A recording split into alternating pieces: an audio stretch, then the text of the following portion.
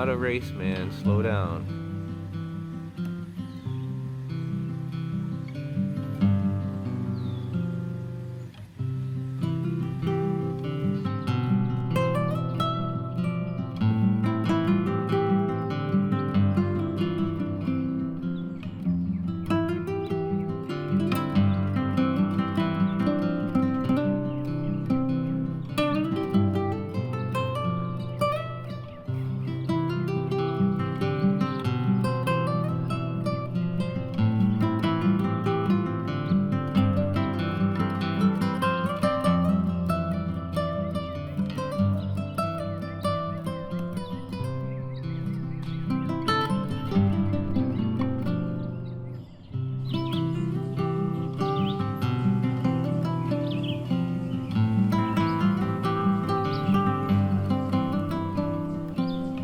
Welcome back to the food forest, everybody.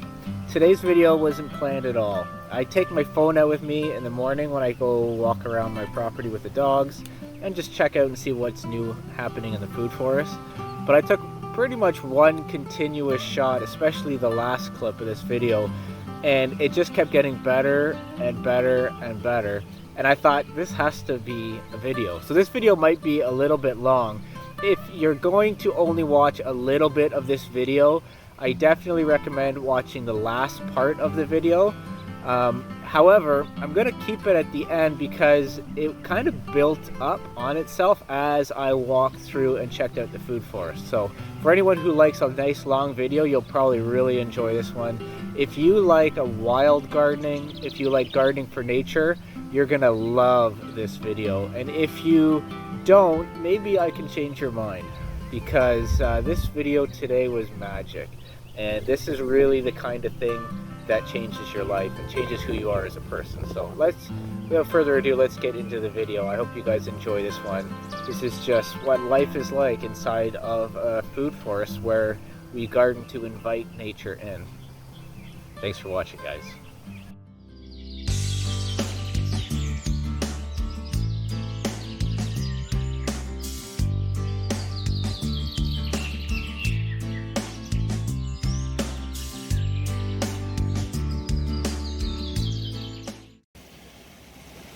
Found a friend this morning. Hey.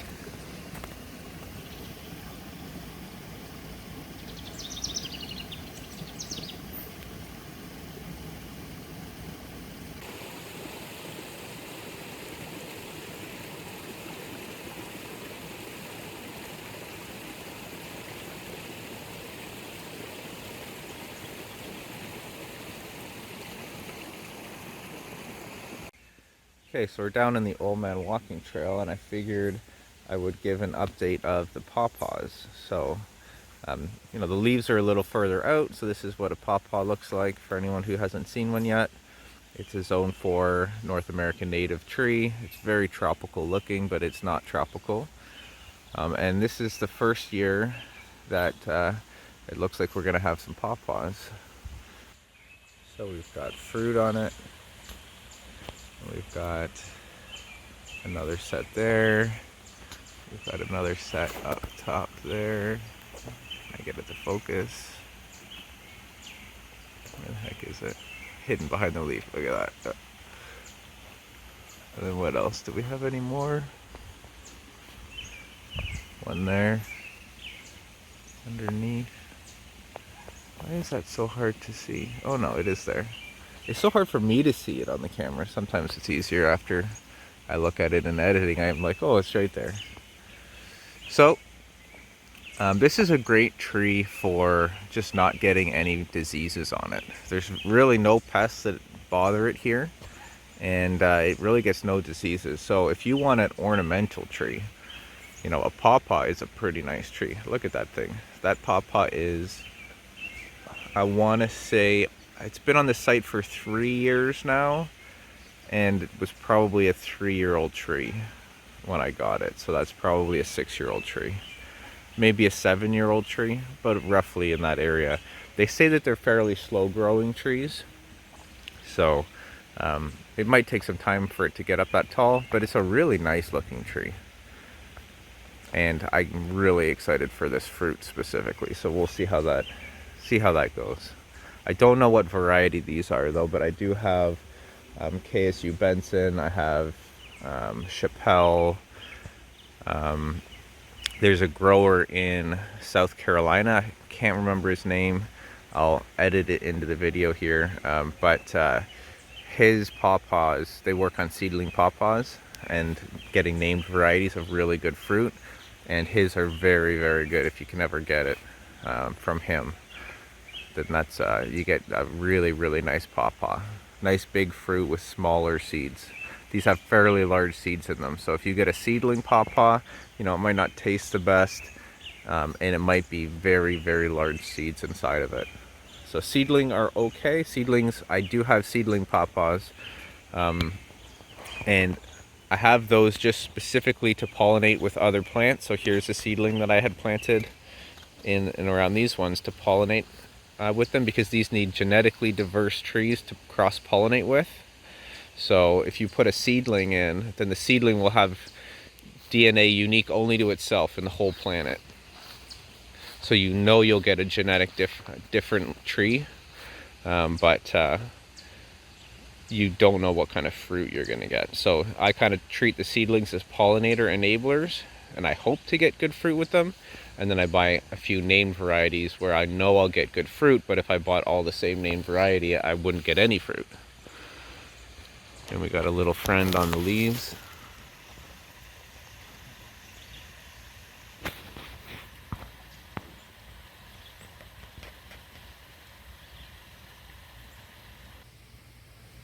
So here we are at the wild garden. So this is an experimental garden that I've just let go completely feral. I've planted things that I like in here, but other than that, I'm letting it go 99% feral. I'll come in and clean it up once in a while. One of the nice things about doing that is the just tremendous insect life that you notice. So one interesting thing is, of all the tomatoes I planted, the tomatoes down here I've done nothing with. Like, I literally haven't watered them at all. I mulched them, and just with some leaves even, and that's it. And they are doing the best of any of my tomatoes actually right now. So I know this probably looks wild and crazy to a lot of people, but I wanted to do an experiment to see, you know, how wild I can still keep something somewhat productive. So we've got this peach tree here, and this thing is completely loaded like the other peach trees. This one I'm not thinning because I want to observe the differences. It's not going to be a perfect experiment because it's slightly different light conditions and water conditions. I still prune that tree, you can tell obviously. It's very high. A lot of those peaches are 20 feet in the air. So I've got a little reaching tool that I can use. And then I can also get up on a step ladder. But, you know, ideally if you're micromanaging a tree, you wouldn't let it get to this height. This one's this high on purpose also because there's a lot of deer that come in here. So if I can get the fruit up away from the deer's reach, then that's a good thing as well. But we've got colt's foot that really likes it in here. And this is wandering in from the stream. And then we've put in some perennial species. You can see the garlic that I plant. We've got some blueberry right here. And then we've got another shagbark hickory here. And then we've got Jerusalem artichokes here. And you notice I put the Jerusalem artichokes anywhere where the deer can get into my property because they love the artichokes. So they'll come and they'll, you know, maybe be wandering up, but they'll find this thing that they love and they'll eat this. They'll stay down here. They'll get filled. They'll go back to the water.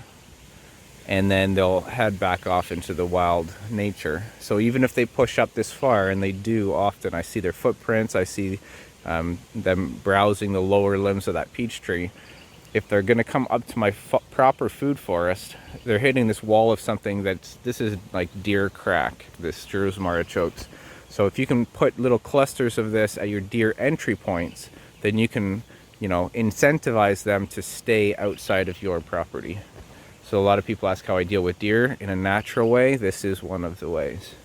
I just think it's interesting that, you know, my land is telling me that even though this is wild and crazy, that the tomatoes specifically are doing really well down here, because that's not expected because they're an annual. I could see a perennial system doing really well down here.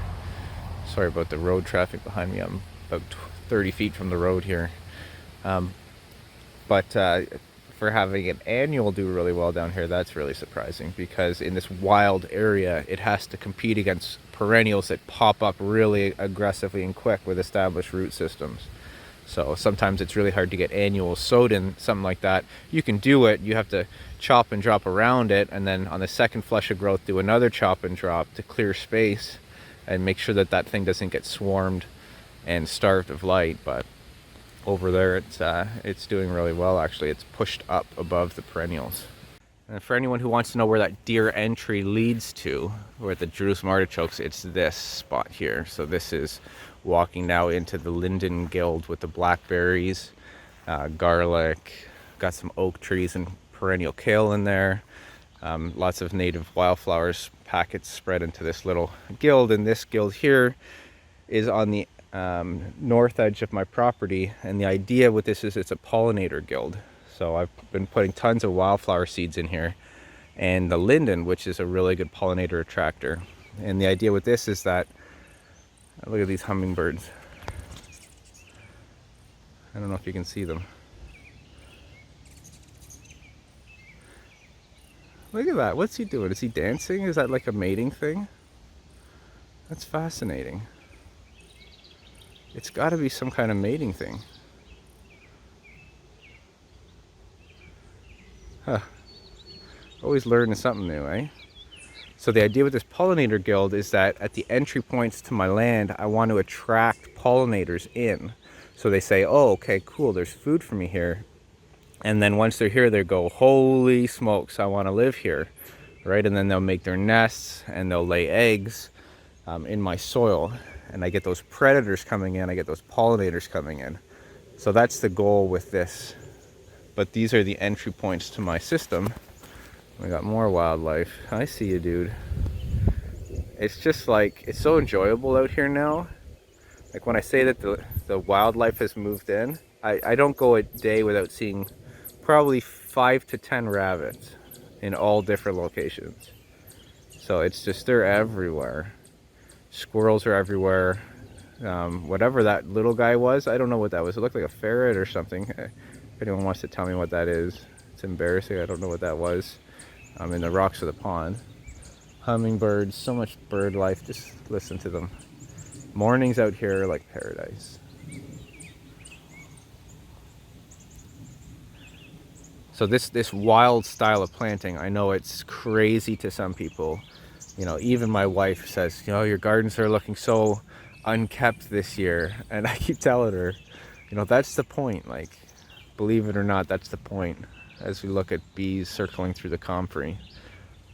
I mean, if I know that our instincts is to say that this is wrong, that control is right, that organization is right, and that's true to a point, but like, I'm not kidding, there's wildlife all around me. But this is actually what's right. This wild style of planting, dense 3D, and planting not only your own food crops but also crops for nature as well. Hey, you're supposed to be keeping the rabbits down. There's one right there. Look at her, she's looking at me like, what?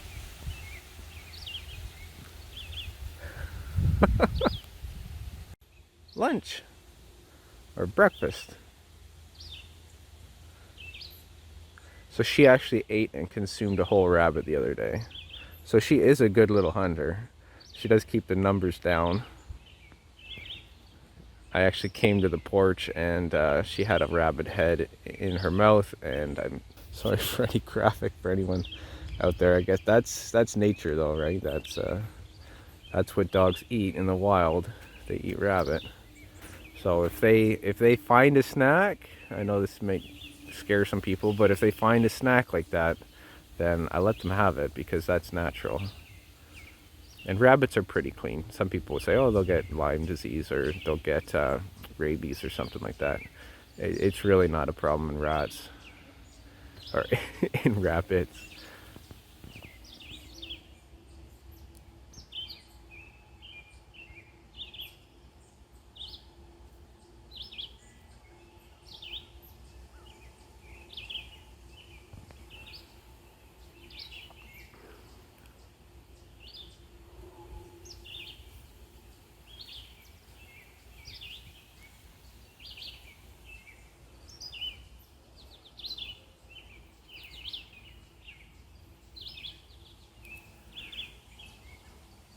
See, they just love the clover. So he's got fruit trees he can eat. He's got Jerusalem artichokes he can eat.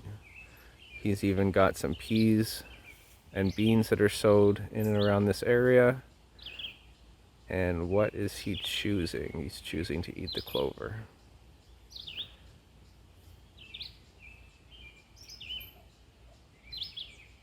They love it. So this is why every garden that I have is planted as a ground cover with a ground cover of clover. So people ask me how I deal with rabbits and deer from taking everything. I mean, it's just they're coming into your garden because they need to eat. So we need to either feed them what we want them to eat, or they'll eat what we don't want them to eat. You know, Poppy refuses, for example, to put clover all through his garden, which I understand, and it's his own choice.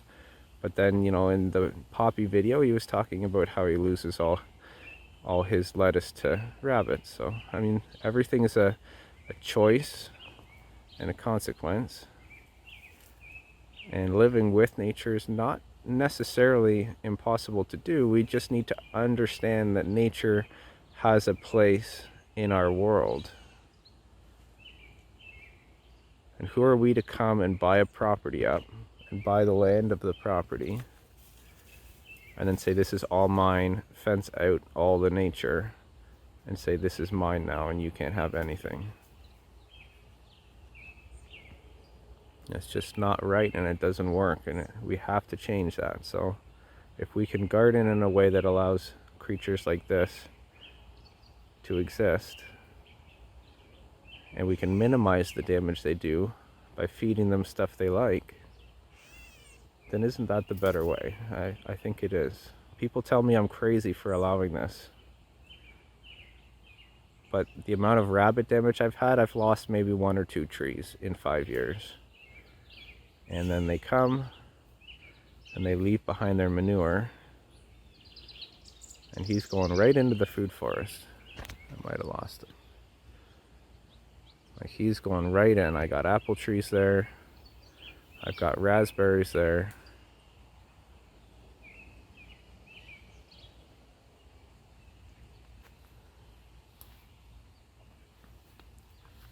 He's right next to a baby sea berry, or a baby service berry.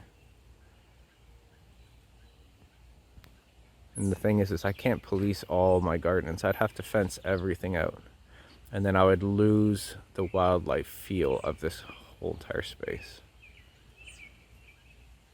And I think they're getting used to me too, because I'm really close to this guy. I'm probably 15 feet away from him, maybe 10 now, as he creeps closer. So I like that they're learning that I'm not a threat to them. I just moved my leg. And there he goes, further into my patch. There's my kiwi. Some comfrey. What is he gonna eat? Now he's into my strawberries. See, so he goes and browses. He goes and browses and checks out what he wants. But you'll notice I've got strawberries in there. I've got apple trees that he's right next to. And he's interested in the clover. See if he eats the strawberries. He's right in the patch.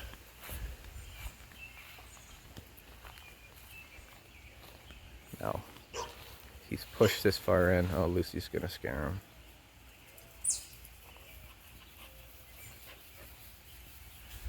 So he's right in between two gooseberries, and he's right in the strawberry patch.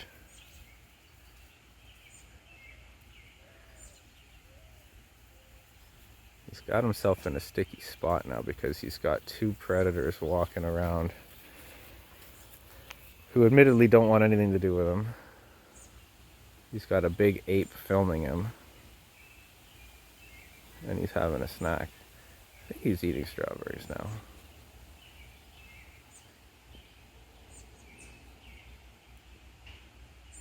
What's he gonna eat? Yeah, he's eating some strawberries. So I don't mind this either, because he'll eat some strawberries, but he's gonna leave behind some manure, some fertility in that patch, and I've planted those strawberries so thick that it doesn't really matter. There's my guard dogs. Oh my god, you guys are useless.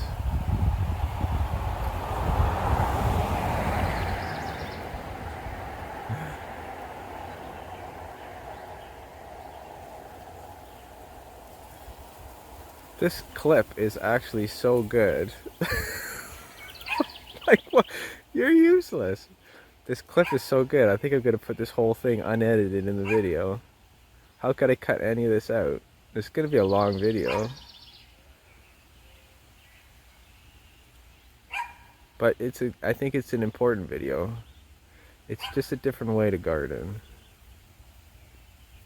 And it takes us understanding that we're not the only thing that lives here. We're 1% of the life that lives on our land.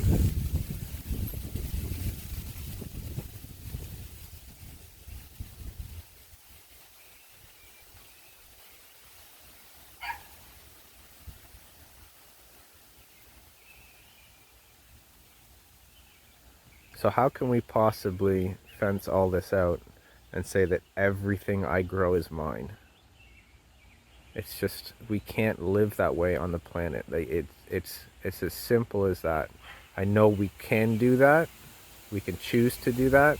But if we keep walking down that path does not lead somewhere regenerative and sustainable. That pathway leads to the collapse of our entire biome.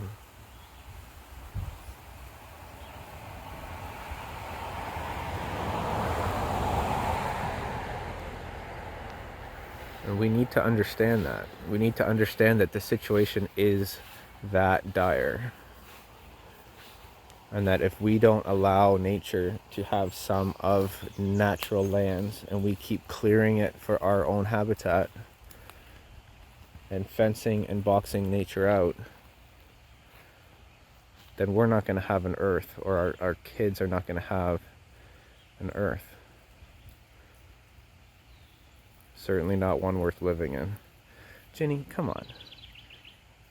Are you kidding me? Go get your breakfast.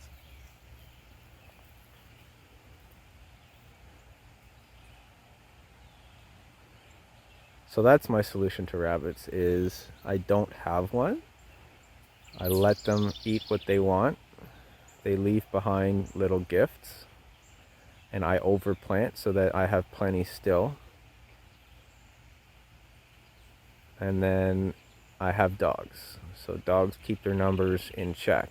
You know, you might say if you let the rabbits eat, you'll have 1 million rabbits. Well, I probably have 1 million rabbits.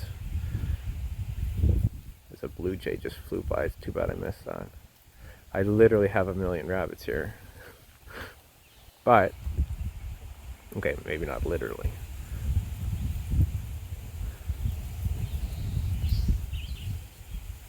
But they're important.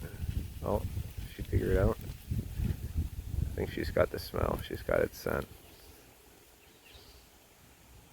And it's gone.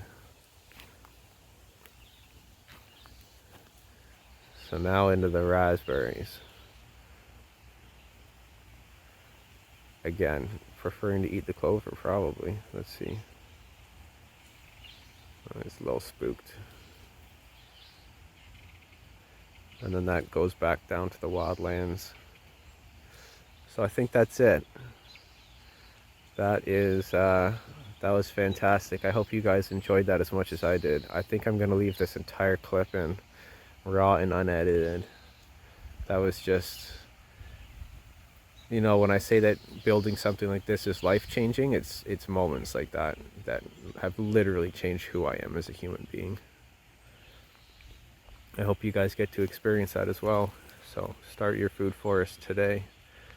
This was all grass. This was all a lawn. Just even 2 years ago, or no, sorry, even 5 years ago. This was a complete lawn. This was that 5 years ago. And then I planted a couple strawberries. I added some fruit trees. I cut a swale out. I put comfrey. I spread wildflower packets. I put currants in. I put elderberries, you know, oaks, maples, Russian olive, kiwi, strawberries, garlic. Just plant food. Plant plants that are food for you and nature. And then let nature move in. Let nature sort out your nutrient cycling. And that's it. Something was in here. What was this? Something that was in there knocked all that comfrey down. That's interesting. That was probably something fairly large. Some hedgehog. As Edible Acre said, a furry bowling ball rolling through his food forest. I laughed. Alright, that's it. Thanks for watching, guys. See you on the next one.